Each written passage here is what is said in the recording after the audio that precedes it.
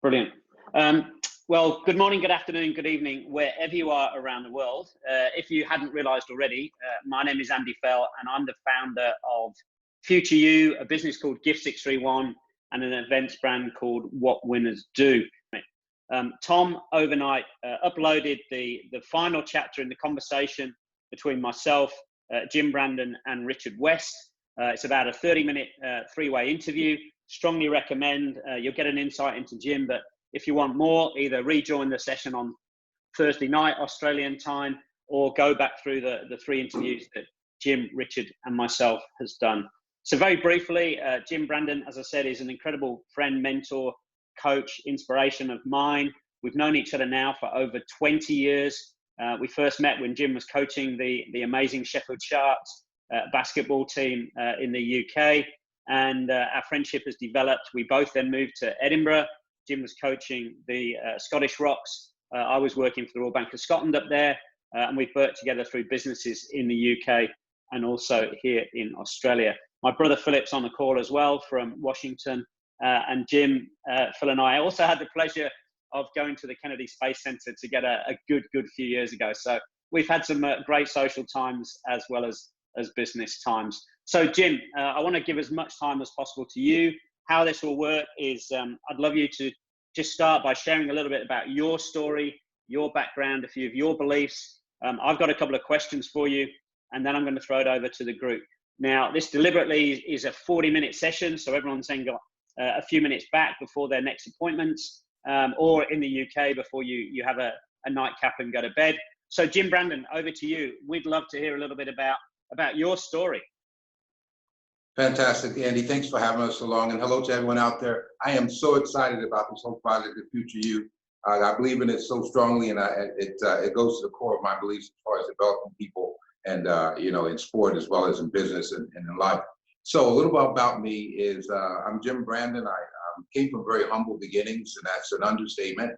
Grew up in the South Bronx, the toughest part of New York City and North New Jersey, and just from gangs and violence and things of that nature, I got a chance to come out of that. Quite often, if you put a piece of coal in under the most pressure, you get a diamond. Hopefully, I'm on my way to being a diamond. But it was incredible, and I actually found something that drew my love and my passion. That was sport. I saw a lot of admiration in sport. It built my confidence. It made me feel that I was worthy and worth something. And I just continued with it. Ironically, I wasn't very good at it at the very beginning, believe it or not, but I just fell in love with it. And there's a lesson there to be learned, a little nugget there. I wasn't good at it, but I kept working. I kept working, and outworked everyone who had more talent than myself. And lo and behold, I was able to become a professional. I got a free education. I first of all got my scholarship to St. Peter's University, which I ended up being a member of the Hall of Fame there. Played very well, got my education degree, and then I got drafted into the NBA by Utah Jazz. And then I got sent over to the Boston Celtics, traded over, and had a tremendous short period of time there. It was amazing, played some great players. And then I went over across the pond and played in Europe and traveled all over the world. So sport really was a vehicle for me to learn a lot from so many people. And one of the things I'll say is that it's not really about me. My story is about some of the amazing people that I met along the way. I learned so much from so many people, and it doesn't matter whether they're high intellect or not. You learn things from every single one you meet if you have your antenna up and able to absorb and tune into to their lesson they have to get to. And Jim, funny enough, I wrote down a few notes, and one of the things I wrote down was always have your antenna up. And I think that openness, that growth mindset, that willingness to absorb and learn, but then clearly you've got to do something about it. Now, one of the things we spoke about in one of the interviews was the gentleman behind you. And I was just rereading all my notes around the learnings that I've taken from Jim Brandon. And I strongly encourage everyone to write everything down. That's how I absorb, that's how I learn, I reflect, and then I think about how I integrate it into my life. You also talk about no opera singers. And you've obviously got the gentleman behind you, as many people who follow basketball will know, a guy called Larry Bird. And you talked about one of the great things about Larry was very, the world's best player, but very humble. Maybe you just want to kind of expand on that for us as well. It's a quality that I really admire tremendously in people who have had great success in their industry or in their lives, is being able to not lose themselves. And, he was a tremendous, experience to play along with. At the time when I played with him, he was considered the best in the world. And just the manner that he went about his business and dealing with his colleagues and his environment and the fame and stardom that he had acquired just was incredible, because it looked as though he wasn't affected. He certainly was a steely-eyed assassin that he's famous for, in games and hitting big shots. And in front of, 20, 30,000 people, he just had had ice water in his veins. But, off the court and amongst the guys, he made me feel very much so a part of what it's all about. So he was an ultimate team player, superstar. I met a few of them, and I really admire people who can do that and maintain their own selves throughout the course of their success. And Jim, when I look down the list of people on this call, from Abby down to Stephen, I just see the incredible talent. But I think so many people are operating well within themselves. I look at this list of names on this call today, and I know there's enormous potential within those people. How would, as a coach, two questions really. One, how do you help people build their self-belief and confidence and have the courage to be the best version of themselves? Okay, we're going to start with how do you build yourself. This is one of the things I love about FutureYou, and the whole concept of it is that, if you remember, Andy, at the end of a lot of our talks, I do a little bit with Black Eyed Peas, and I have everyone close their eyes and imagine themselves very successful in the future. I mean, the epitome of the success level they can possibly imagine. And I'll tell them, hey, listen, what if I could magically have you there, you're feeling good, you're looking at yourself, your hair's done well, all the things that you possess is just very impressive. But what if I took everything away from you and put you on the street in a box, living homelessly? I said, do you think that you'll be able to recover?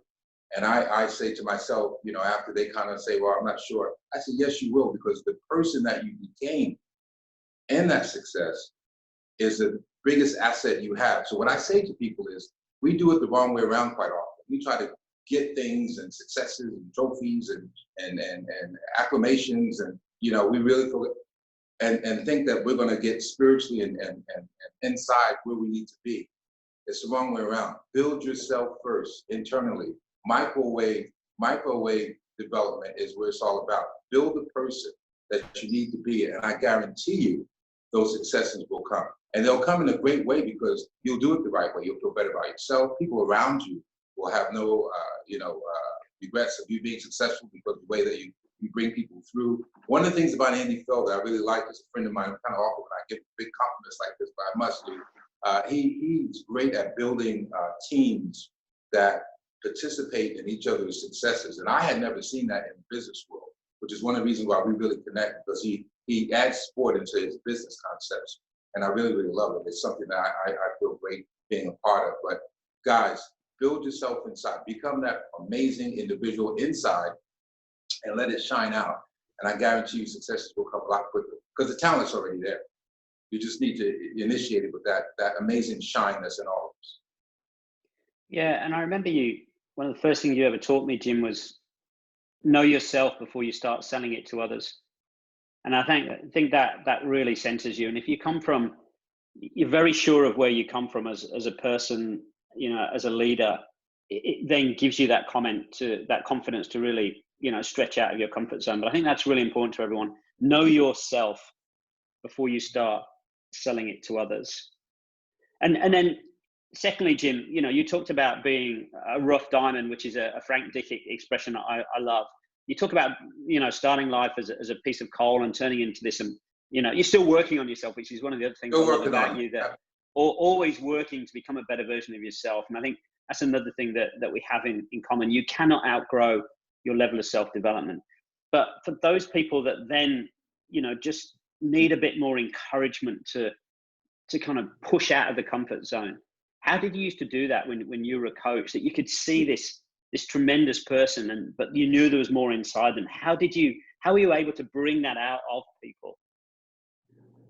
Well, a lot of times I'll tell people that most people, and pretty much 99.9%, if not 100% of people who live in this amazing world never reach their full potential. Okay, so knowing that alone lets us know that there's more in us to give. Athletes always talk about their personal best. Well, if you did your personal best in the Olympics, how come you didn't do your personal best in the last Olympics or the European Championship or wherever it was? Well, because you're always getting better no matter how great you are. You're the champion of the world. So I would always say just appreciate the opportunity. Focus on the opportunity. You know, I have a great advantage over a lot of people, and I'm sure there's others out there who have the same advantage, is that we've traveled. When you travel to different places in the world, I've seen poverty and unbelievable disadvantages in so many nations. I've been all over the world, guys. And it astonishes me that a lot of us who live in the western part of the hemisphere, and there's some other beneficial or privileged places in the West, you know, we take it for granted. Place in the East, sorry, we take it for granted. We take it for granted the things that we have. We take for granted the jobs we have. Even if you don't like it, it's best that you think that's where you're going to end up. It is so important to appreciate where you are, okay, and appreciate, you know, just being in the moment and going towards where you want to go to. All right. Confidence is all about knowing that you have something special in yourself, that one day you'll see something in you that will inspire you. As a coach, quite often I get in trouble with my players because I push them beyond where they think they can go. That's one of the biggest hurdles that you have as a coach. Sometimes you see more in people than they see in themselves. Okay, but you know, it's very important to pay attention to the little successes that you have, because that'll be what Bill McFarland says, put it in your bank account. And if you have a down day, if you have a failure, you can reach back into your bank account and pay that off and start from scratch. Yeah, and just before I throw it open to the group, Jim, I mean, you know, you always talk about Boondini Brown being on the shoulder of Muhammad Ali, who I know Absolutely. is, again, one of the great icons of your life. And, you know, that's a role that you've always played in my life, that if ever I have a moment, you know, I'm a confidence player. And I think I look again at many of the people on this call that I know, when our confidence is high, you know, we feel indestructible. We feel very, very willing to get out of that comfort zone and keep pushing on. But there's times when our confidence is a little lower, and I see a lot of people have been smashed around by COVID-19, you know, for example. And it's in moments like that to have someone like yourself, a mentor, a coach, you know, a friend who can be the wind beneath your wings, and you can lift you up and remind you of who you are and the talent that you have, the ability that you have, and the potential that you have. And by the way, I fundamentally agree that a very, very small percentage of us ever reach our true potential. So maybe you could share a little bit about your thinking around, you know, Boondini Brown and your learnings from Muhammad Ali. Yeah, I'll start by just adding a little bit from what I just said. Just always have yourself around positive people. It's something that Andy and I believe in very much. So a lot of the successful people, Richard, you know, Bill, it's about keeping yourself in a positive nature. I mean, I read an article, I believe it was an article that someone associated with Harvard did a study on, you know, if you could analyze where you're going or where you are, you take your three best people that you spend the most time around, okay? You add them together and divide them by 3, and pretty close you see yourself. Okay, so, and it doesn't mean have the bad affluence or financial affluence. It's about positive perception and how you look at the world and how you look at things and where you are as far as how you deal with life. So to answer your question, Andy, one of the things that I think is so important is to keep a positive attitude, but keep positive company wherever you go. You know, Boondini Brown with Muhammad Ali just really was an amazing character. And a lot of you wondering who is Boondini Brown. If you ever watch some of the older tapes of Muhammad Ali when he's boxing, there's this guy just going absolutely spare in the corner. He's going nuts. He's like, "You're the greatest, you're the champ." He's all the banter and everything. Ali is one of the greatest orators of athletes we've ever had. He's had so many slogans, so many you know, poems, so many rhymes. But Boondini Brown was always behind him and pushing him and saying the greatest things. And he's the least person I would imagine who needed confidence, but Boondini Brown was always there to give him that big up that we always talk about and helping him stay on top of his game. And I think that's so important. You know, even Muhammad Ali needs a Boondini Brown. Yep. You know, so I think I can just reiterate your words there. You know, we should push all negativity as far out of our lives as we possibly can, and replace that with real people with real positive energy who believe in us. Yes, they're going to stretch us and they're going to challenge us, as you used to do with your players, but they fundamentally believe in us. And I would also say to people that find aspirational people. You know, I look at you, and occasionally someone says to me, how come you know Jim Brandon, who played on court with Larry Bird, and how do you know Richard West, who worked with Michael Schumacher, and all these different people? Well, you know, seek them out, you know, and seek aspirational people that are going to take you to the next level in life. And that's what I've always looked to do. And it's just filled my life with so much, and amazing people like yourself, Richard, Jim, you know, other tremendous people that I've had the privilege of knowing. They're willing to invest time in you, you know, and that's one of the beautiful things about the world, is go seek these people out, and they're tremendous people are also really giving people. So I really do want to open it up to the group. So if someone wants to take themselves off mute, I'll look out for you. So as you unmute yourself, please introduce yourself, ask your question to Jim, and then there's quite a number of us on this call, so we'll see how we go. But once you've unmuted, I will throw to you, and then you can ask your question of Jim. So let's make sure we make the absolute most of the time. Gary, it's up late. Glasgow Rangers fan. Don't mention the Celtics, Jim. Gary, far away, and then we'll go to Jenny. Thanks, guys. Andy, and Jim, one of the most frustrating things I come across in corporate world is a sentence or a phrase, which is, these people are just doing their job well. You come across it all the time. Jim, I know you talked a lot in Andy's second video around getting buy-in for people and praising them up. And I just wondered if you could expand a wee bit on that, because it's something that I find really frustrating, that there's a fine line in corporate land in terms of that kind of praise versus, well, it's only really what's expected of them. Right, Gary, thank you. That's a very good one, actually. How you doing? I love that accent. You remind me of back my past days up in Scotland. I loved it. Had a really good time up there. But yeah, getting to your question, just you know, the whole thing we talk about buy-in, and one of the things that I feel very strongly, and Andy does as well, is, okay, in sport it's a different animal, but yet it really isn't, because if you're working hard as a team trying to achieve something, a lot of times you can incorporate some of those things. Or, you know, you play some sport in your life, and some sport, you know, is a youngster, or even now, you want to have some fun. You know, you want to have some fun. You want to have some enjoyment in what you work. I think I've lost Gary. Can you hear me? No, Gary? Gary's still on. Yeah, I can hear you. Yeah. Oh, wonderful. So, you know, if you can somehow make work more enjoyable, okay, and get buy-in as far as the team, everyone trying to be successful for a specific common goal, that's the thing that I think that really, you know, bring people together and take away a lot of that animosity and jealousy. Sometimes that can be in all teams, wherever you are. I believe that you know, if you can get you know, that Seattle fish market philosophy, when people want to come to work because they have fun. Remember, a lot of people aren't having particularly fun, you know, outside of work either. There's a lot of people who really, their lives are pretty, you know, doldrum or not really exciting. If you can make the environment at work such that they enjoy coming to work, the morale just goes up right off of that alone. Yeah, and I think, Gary, one of the greatest things Jim ever said to me, which really made me think about how I was as a leader, was we had this conversation one night in the UK, and Jim said to me, how many people do you think go to bed each night starved of food and water?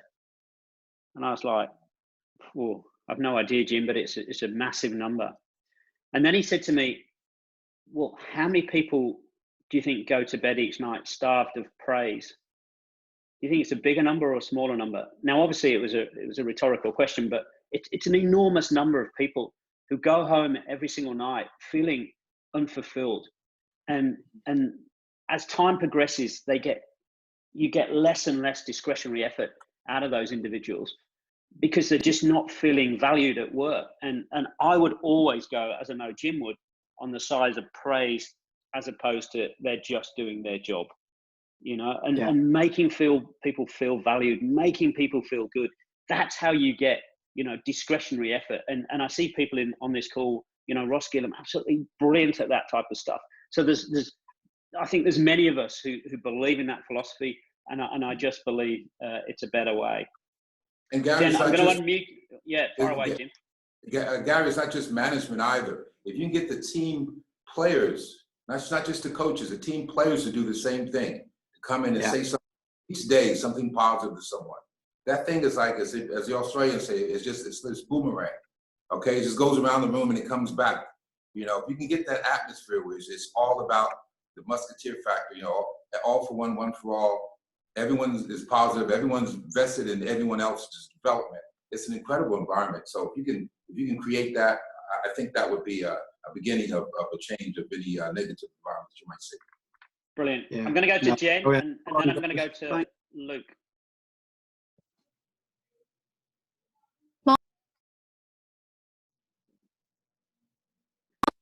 Morning, Andy. Morning, Jim, and everyone. And I can see Jackie. Good to see some familiar faces. There, I really echo everything what I've just heard for the past half an hour, and especially the part that if there's something that you weren't good at, you just keep working on it, and until you get better at it, and make sure you're surrounded by inspiration people as well as good resources and good people to support you. I do have one question about confidence, and Andy and I talk about this a lot because I believe there's amazing things inside me, but in a way, maybe it's a culture thing, but I feel I'm confident, but sometimes when I come across, the confidence might not come across the right way, or it might not reach what people expect as the confidence level. This might be a particular area Andy and I need to work on, but how do you work on this? Right, great question. And first of all, I love that color you're wearing. That blue is beautiful. I got to get that. I used to have a workout gear like that. It's beautiful. I just, you know, a lot of times we're hard on ourselves, you know? I mean, you know, we put pressure on ourselves that's unnecessary sometimes, and we self-doubt ourselves. You know, I had to at one point, I'm gonna give you a personal experience where it's, you know, it got very emotional for me. Again, I wasn't particularly good at my sport. And I played in the NBA, and I coached 3 national teams, Olympic teams. I've traveled all over the world coaching and playing. I played in the top level of Europe, and I was able to even be commentary on television, Sky Sports, BBC, all those things for my knowledge. But there was a time when I wasn't very good, and it was ridiculous. Kids you laughed at me, and I would want to one day be a great sportsman. I was horrible, okay? But I had a mirror moment. I went in the mirror and I looked in the mirror, and I looked at myself, and I gave myself a break. I said, you know, I got emotional. I was actually crying, to be honest with you. I was crying, okay, as a kid, I was a teenager.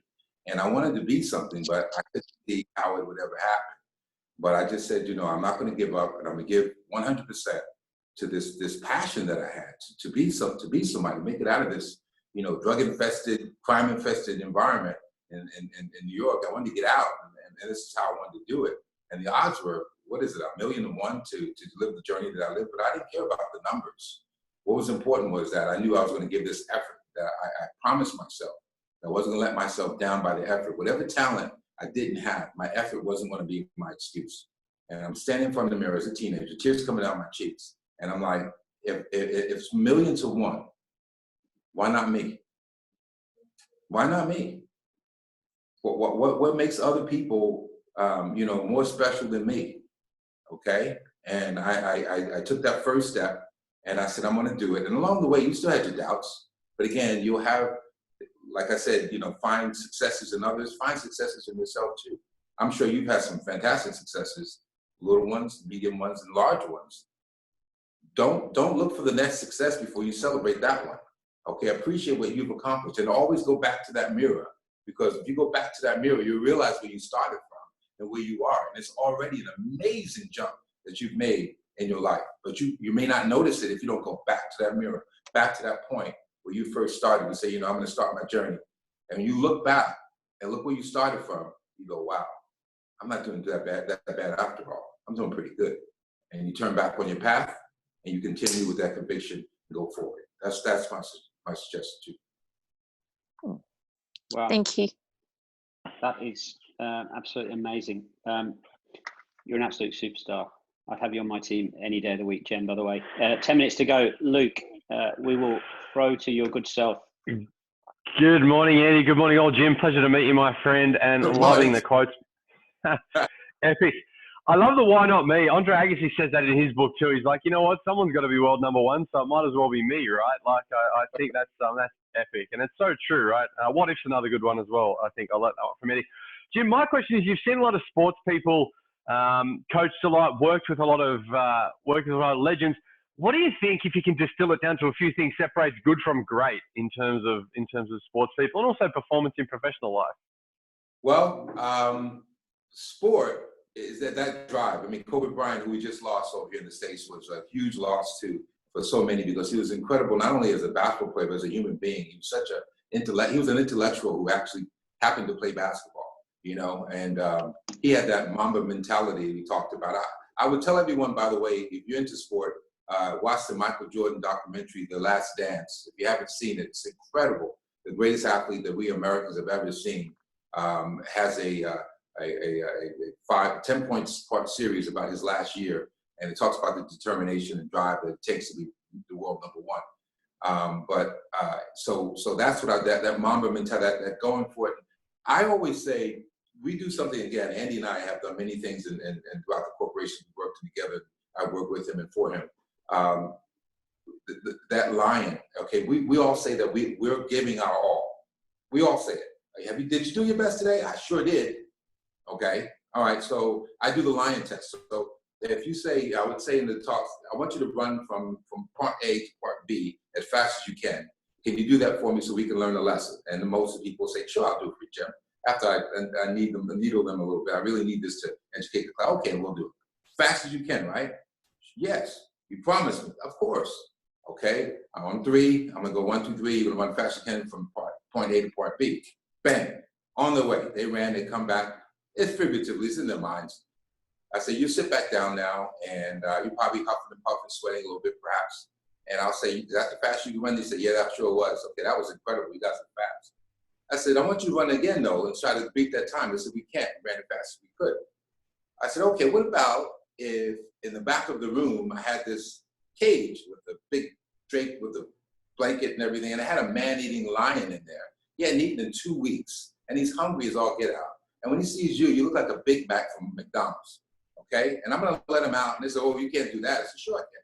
I said, imagine the door popping open, and the only place you have to go is from point A to point B, and you're gonna run. I said, would you run? He said, of course we run, it's a lion. Okay, so they run, and they get to point B, and I said to them, hey, by the way, was that quicker than the first run? And they said, yeah. I said, wait a minute, you promised me it was gonna be the fastest run you could the first time I asked you. They said, yeah, but it wasn't a lion behind us. And that's the point I wanna bring, okay? And I always say to people, are you lying? All right, and they think I'm lying, no, lion. Are you really giving your best effort all the time? That's the point I wanna bring to you. And most of the time we're not, okay? And that's the thing about sport, getting your personal best. So can you beat your personal best, okay? Because personal best really isn't your best, it's what you've given so far. The next thing I wanna say about management, and it's very important, I believe strongly about this, that most people who think they're great managers are not very good managers at all. Management is about, can you bring people up to your level or beyond in certain areas? Doesn't have to be necessarily being the top dog in the company, but certainly skill and ability and be able to do things. If you can do that, then you're a great space. If you can duplicate, you're a great manager. Most managers try to hold people down so they can be buoyant themselves. But great managers raise people up, okay? Very much so. One of the greatest managers that I wasn't around him a lot, but I was surprised at what I met. It was Alex Ferguson. Okay, I was in Manchester, coached the Manchester Giants the same time, 4 years, same time that Alex Ferguson was at Man United. And I got a chance to meet him on a couple occasions. And it really surprised me what type of person. I knew he was a hard driving person, really hard on his place, pushes his people. But it was amazing how caring and compassionate he was. It just took me aback. I didn't expect that. I didn't expect someone that successful, that almost godlike, to be have the human touch like he does. And it just taught me a lesson amongst many people that I've worked with.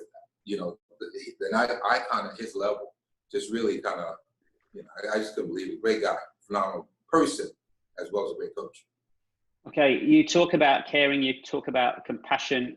The last question of the session goes to Manny over there in Olympia in Washington State. So Manny, over to yourself. Thank you. Jim, I think you and I are the only two people in this room that actually have an accent, by the way. Eric So might argue with that. But... hey, by the way, Manny, we're both, I lived in Washington for 2 years, Walla Walla, mate. Oh, awesome. I went to high school in Florida, Palm Coast, between Daytona and St. Augustine on the East Coast. Well, I'll be out shortly. Save you some apples, okay? Fantastic, will do. So Jim, I'm always interested in learning about leadership habits. I know that many people here in this room really put a lot of weight and trust in the habits that determine, you know, their success. I'd like to get to know a little bit more about what's your leadership habit? What's, you know, what drives you towards that personal and professional success? Right. Okay. So personal habits as a, first of all, Andy speaks very highly of you. It's a pleasure meeting you, sir. It's a difference when, as an athlete as it is as a coach, because as a manager, because it's two different skill sets. That's why most great performers are never great managers or coaches. It's very rare. Only one person ever did it, and I was in our sport here. Out of all the players, believe it or not, all the players, only one person ever did it at a successful level. Player of the year, coach of the year, and then executive of the year. That's Larry Bird, because you know I told you about how he deals with his business. But as a player, it's just, again, it's habits of discipline. Okay, discipline and working on your skill set and really taking it seriously, staying in the lab. I remember when I went from being horrible to respectable and then to being good, I stayed in the lab, we call it mistakes, okay? So, coin a phrase from Dr. Dre, you know, I'm in the lab, man, you know, so you stay work on your, don't fake the funk on a nasty dunk. Guys, I hope you understand what that means. That means if you really say you're going to be something, put the time in. Kobe Bryant, the late Kobe Bryant, I can't believe I'm even saying that. The late Kobe Bryant said, even as a pro, he would come into the gym 2 and 3 hours earlier than the other professionals so that he can get an edge over them. And by the time he got into his 5th year of professionalism, he knew they couldn't catch up because he just put 10 years in to his development compared to their 2 or 3 or 4. All right, it was impossible for them to catch up because as you work on your craft, you get better. All right, so put the time into the craft as a performer. As a manager, one of the things that I really feel is so important is to realize it's not about you. It ain't about you. I don't care how nice of a car you're driving, how much money you're making, how nice your smile is, how well you like the image in the mirror. When you look in there, it ain't about you. Okay, it's about the people that you're managing and helping them reach their successes. And by the way, great managers with a nice car and a nice salary and a beautiful smile and look in the mirror, if you fail those people and they don't reach their goals, you're not a very good manager. You haven't done your task. Lose yourself in your people if you're in management. You have to. And their successes are your successes. And I think that is a brilliant final question. And I think that is a brilliant way to end, Jim. And, you know, we've talked about the silent leader, the servant leader, and actually as leaders, all we are is the platform for everyone else to truly shine. So I want to thank everyone for coming on. I have recorded this, so I will post this in FutureYou if you want to rewatch it. Feel free to join the other session as well. And I'll have a conversation with Jim to see how we can keep this going. So wherever you are around the world, massive thanks, Jim. An enormous thank you to you as well. It's always a pleasure and a privilege. And once again, you've set my day up for huge success. So take care and keep winning. Nice to meet you all, guys. Let's make this a successful team and let's move forward together and become great. FutureYou. Brilliant. Take care.